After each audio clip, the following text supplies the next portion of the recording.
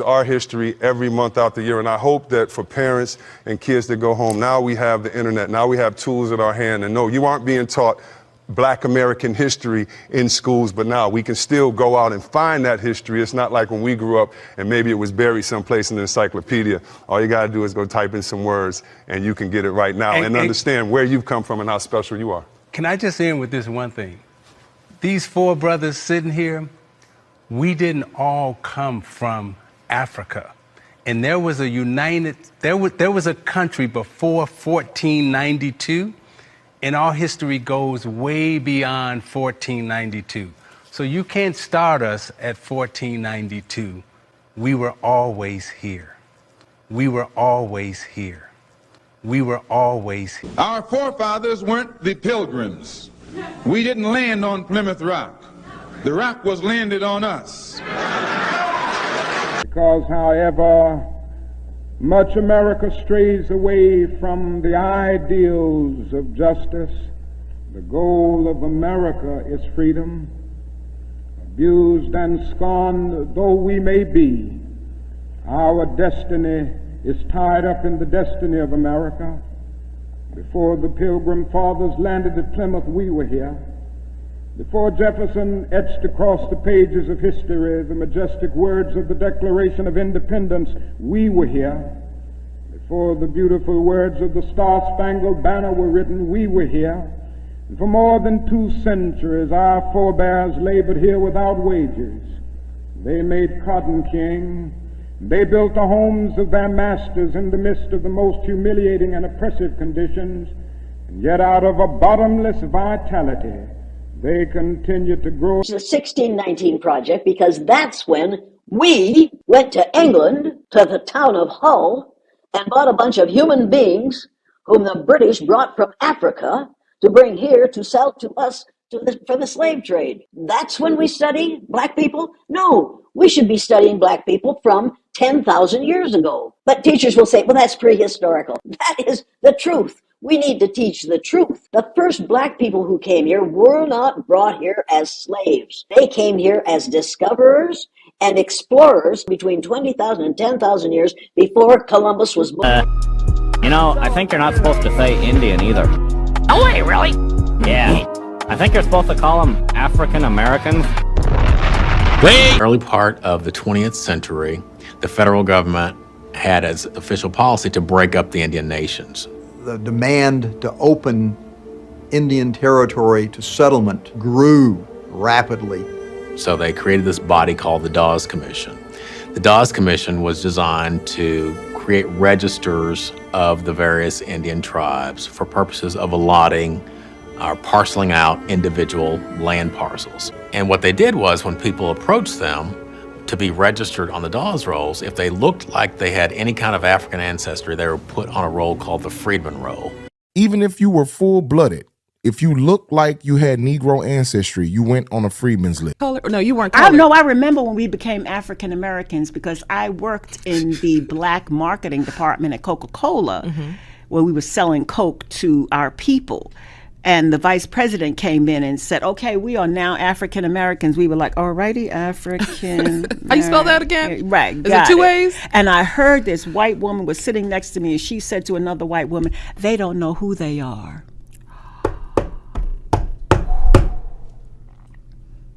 Wow. That's what I said. And I'm gonna take my wig off, and I'll be honest, I did not know what to say to her. Listen, y'all better study. It comes as a great shock around the age of 5 or 6 or 7 to discover the flag to which you have pledged allegiance, along with everybody else, has not pledged allegiance to you. It comes as a great shock to discover that Gary Cooper killing off the Indians when you were rooting for Gary Cooper, that the Indians were you. That the Indians were you.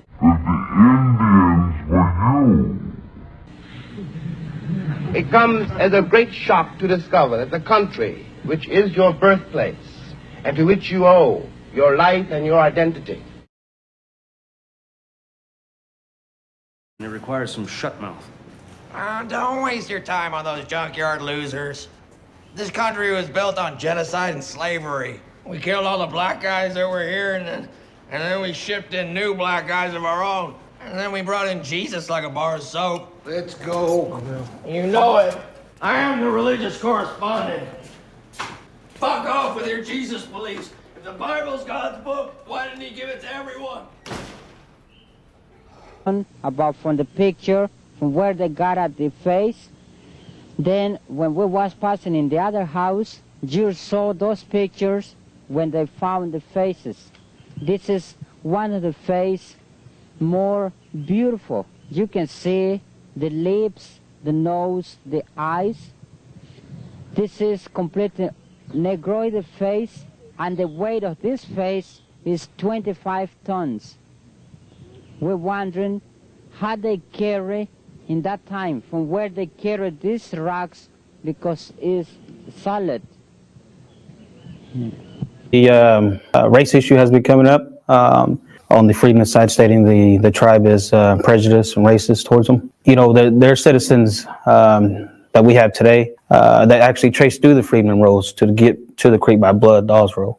Back then, I mean, it still is true today, but when the Dawes Roll was created, matrilineally, if the father was by blood and the mother was African descent, you know, those children would have been listed on the freedmen rolls along with her. And we have citizens today that trace through the freedmen rolls and prove that their dad was on the Creek by Blood Dawes Roll. Professor at Harvard University, as one does. And but in his time in Mesoamerica, he started noticing things. There are lots of things that led him to encounter certain discoveries that made him consider that possibly if the origins of American civilization might actually be in Africa. So he observed so many linguistic and botanical and other similarities that between 1920 and 1922, he published an extensive 3-volume piece called Africa and the Discovery of America. Now, unfortunately, this is the 1920s, so as yet, no serious archaeological evidence had been done to, or work had been done to support his botanical theories, because everyone was over raiding tombs in Egypt and things like that. Nod to Howard Carter. So he didn't have a whole lot of other stuff than the names to support him. However, he knew that other clues must exist. For example, he pointed out that Columbus himself was aware that African mariners had preceded him. In his diary of his second voyage, Columbus tells of how the natives of Hispaniola actually had given him gold-tipped metal spearheads that they said were brought by black-skinned people who had come in large boats from the south and southeast. Coincidence? I think not. No. So what's interesting about that, so upon returning to Spain, is that he actually took the spearheads and he sent them away, and they had them assayed, and it turned out to be that these spearheads were covered in this metal, this alloy that the inhabitants called guanin, and the metallurgists actually found out that this was an alloy of 32 parts. It was like 18 of gold, 6 of silver, 8 of copper, which, dun dun dun, matched the metal used in spearheads made in Western Africa for thousands of years, as carried by medieval African warriors, including the Mali and the Moors. The West Africans even called this metal guanine, the same name used by the natives of Hispaniola. But nothing more was said about that. Conspiracy. Well, probably because, you know, in the interest of Spain, it was in their best interest that they didn't want to have any challenges to their discovery and the claims to the islands of the West Indies. Well, as the poem goes, or it should anyway, in 1493, Columbus stole all he could see. Somebody should have said this about the Roots movie a long time ago. Still got roots. People thinking that roots has something to do with history when the man says a novel. People naming their children Kente Conte and Conte Kente and all kind of thing now. With these people, you take issue with that? You find something wrong with that? It's garbage. It has nothing to do with history. Are you calling It's Roots, a novel. Roots the most popular television show in the history Amos of and this Andy country? was the most popular radio show. And it had nothing to do with black people. It were 2 white Jews. You know, I've told you, the worst part of our enslavement is not the shackle on the hand. It's the shackle on the mind. The movie was a novel, and one of the main reasons we bought into this out of Africa theory was that movie. But did you know that Alex Haley plagiarized? He plagiarized that whole story from a fictional story from Harold Copeland, the African. That story wasn't true. Written by Europeans. It wasn't true. The story was falsehood. Harold Copeland. But what story was true? Let's look at a movie that was true. Homicide. You see the movie Homicide?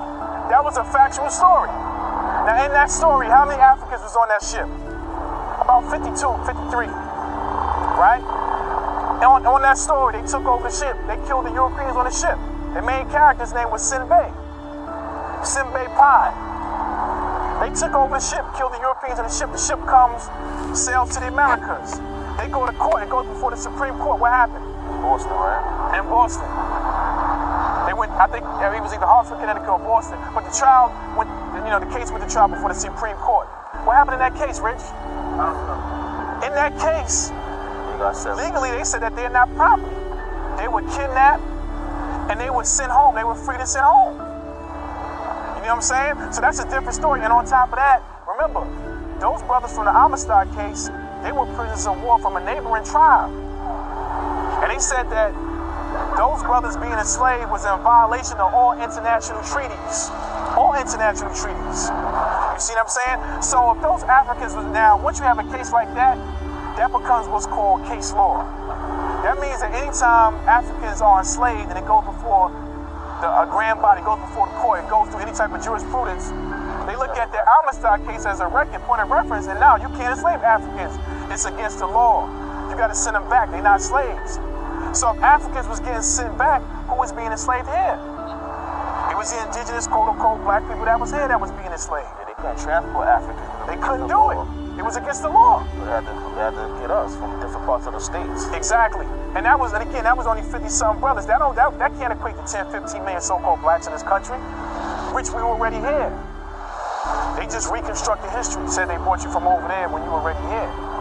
You see what I'm saying? Paper genocide. You won't claim now. You won't never think about claiming any land because we don't think we're from over here. That I was talking about, which is kind of an earlier colonial period. Some of those names still would have been used, but when they get to the Caribbean is when they really get lost into just being called the Indians, because these are exported from the United States because of the rebellions and the revolts and sold into the Caribbean, where they practically disappear in some of the places that they were expelled to. And that's a different case from the Taino, who always lived there. This is where they were from. But the ones who were expelled from the United States, parts of the coast down, and they gradually kind of disappear into the population, intermarrying with enslaved Africans primarily, in the case of the Caribbean. In the case of enslaved Africans, a lot of times the classification comes out of the port by which they left Africa and come to the New World. It doesn't mean that those people are necessarily from that area. They could be in the general hinterland and then get that name and come. In the case of Native Americans, it's different. The one that I showed for Brazil, remember this is very early Brazil. This is like early 1600s. Brazil is founded as a colony in the 1500s. And this expression, negros da terra, blacks of this land, is something that the Portuguese made up. The names of the people who lived in the area are on the coast, especially were Tupinambá, and others, as you go further into the Brazilian interior. But all along the coast, those people were Tupi. So to call them negros da terra is something that the Portuguese, or let's say the Spanish and the Portuguese, are beginning to do a classification as they wish to classify people. So they're classifying them as blacks of this land. And then the ones who are being brought in slightly later from Africa are classified as blacks from Guinea or blacks from Angola. Those would be the two earliest for this place. But you are right. Your implication is that these names are mixed up, made up, and in time replace the actual names that the people call themselves. That I was talking about, which is kind of an earlier colonial period. Some of those names still would have been used, but when they get to the Caribbean is when they really get lost into just being called the Indians, because these are exported from the United States because of the rebellions and the revolts and sold into the Caribbean, where they practically disappear in some of the places that they were expelled to. And that's a different case from the Taino who always lived there. This is where they were from.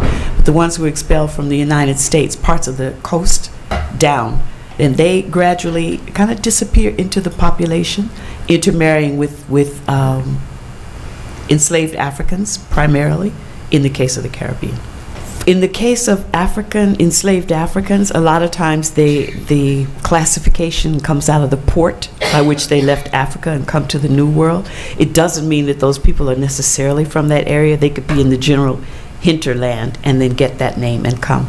In the case of Native Americans, it's different. The one that I showed for Brazil, remember this is very early Brazil. This is like early 1600s. Brazil is founded as a colony in the 1500s. And this expression, negros da terra, blacks of this land, is something that the Portuguese made up. The names of the people who lived in the area are on the coast, especially were Tupi, Tupinamba. That's insane. Instead of talking about their culture, they're taking them to the tourist places. Who? The kids that take the tourists. The guides. Yeah, they're taking them not to their culture. They're giving them money because this way we live divided. The blacks live that way.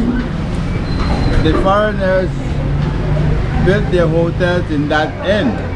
So this is where the local lives? The locals live, but they're not talking about come see us. Why? They're giving the credence to the foreigner. They build their casa iguana, casa rosada, casa this. That's all gringo.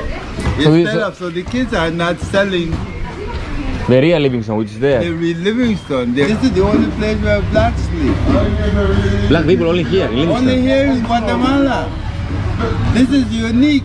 So only here there are black people, only here? Only here in Guatemala. Aquí no Maya, nothing? No, Mayas came here before. So what's the story of this place, the story? Let me tell you the story, because I am a historian here. I am 69 years old. Historian? I'm a historian here. I'm in all the internet, all the books. Really? I'm Philip Flores. So what happened in this place, the history? The history here was the blacks was here first. When the Civil War in Guatemala, all the Mayans come running here because this was safe. So black people came here first, from Africa? Yeah, no, we're not Africa. We're not Africa. Jamaica? No. Neither. Jamaicans are Africa. Jamaica, Cuba, Africa. Haiti, they're Africa. We are Caribs. The Caribbean Sea was named for us. Really? I have no idea about that. But I am telling you because so you know. We are Caribs. My identity here is Garifuna. It's the only place where you find Garifuna in this hemisphere. So you don't have DNA from Africa, nothing. Everything is from Caribbean. When the Africans jump ship, when they come around the Cape Horn, some of them jump ship, but they couldn't run to the Inca, the skin. The skin. So they couldn't run to the Maya. The skin is different. The only people that look closely like them was us, the Caribs, and they came and mixed with us. So you were here first, the black people were here, and then they mixed with Africans because the Mayas and they didn't like them. No, they couldn't mix. You see, if a slave ship come and they see a black within the Maya, they know he was a runaway. They know he ran away from the Spanish. From the ship. But here you mix and you're one of them. So you protect all the slaves? Complete. Really? They live with us, we inhabit some of their traits, we inhabit some of what they do, and we live because they were bigger, so they help us fight. Mayans? No, fight the British and the French. So here you were fighting the British and the French? Exactly. Man, no tenía ninguna idea. No, man, I could teach you about this. Guys, that's insane, man. If you have internet, you could touch the internet. I appear in the internet. Everywhere? Everywhere. What's your name? Philip Flores. Philip Flores? Yeah, man. Guys, that's insane. Original name of here is Labuga. Labuga, no Livingstone. Livingstone is From later British. applied, but the name here originally is Labuga. You come to a unique culture, bruh. So it's unique in the whole world, no? It's unique. Our system, the way, our food, our music, everything is completely. Reggaeton, no. There's no reggaeton aquí. Huh? No reggaeton aquí. Reggaeton, no. No, reggaeton, our music here is punta. Punta is your music. Punta rock, yeah. Samba? Punta rock. Punta rock. We have our own musical identity here. So if I come tomorrow here, maybe I see you. Yeah, you see me. Felipe Flores. Felipe Flores. Gracias, amigo. Gracias. It's a whole lot of things since you're traveling. That's insane. Insane story. It you to learn about what's here. But these guys cannot teach you. They don't expound on their culture. So what they do, those guias, if I go with them? They take you to the foreign hotel. This is what they're selling you. The hotel for the gringos. Yeah. This is what they're selling you. The gringos pay them $5 or $10 for taking you there. This is what they're selling you. They're not talking about their culture. But take your time. We could meet tomorrow here and talk. But is there racism between the black and the Mayans? Economic racism.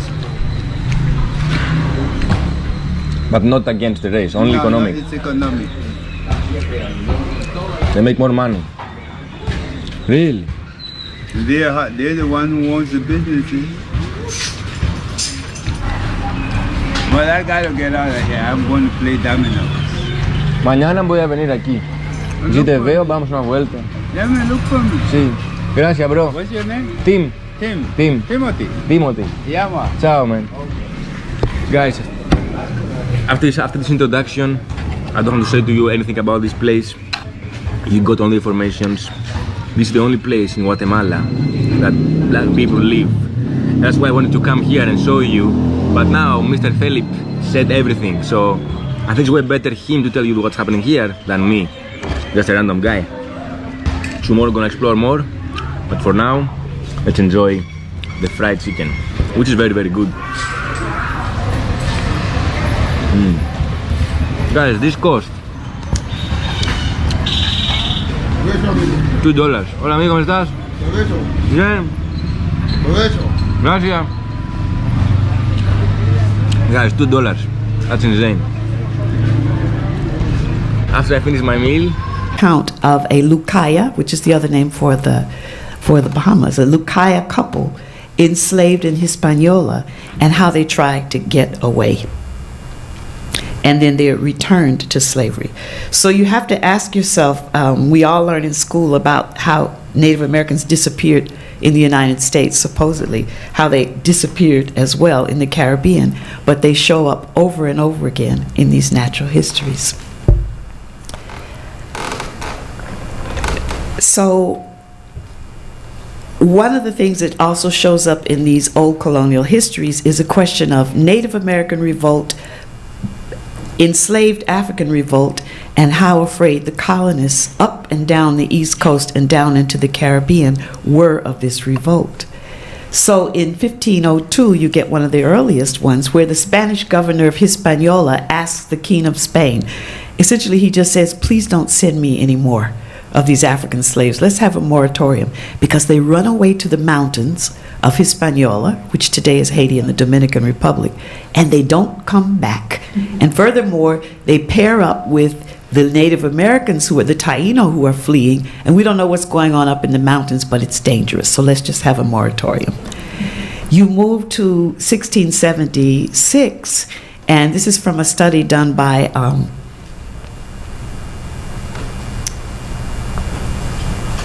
Professor Linford. Yeah, where are you? I think he's here somewhere. Exactly. One of his early studies, because he continues to do this work. Dangerous Designs, the 1676 Barbados Act to prohibit New England Indian slave importation.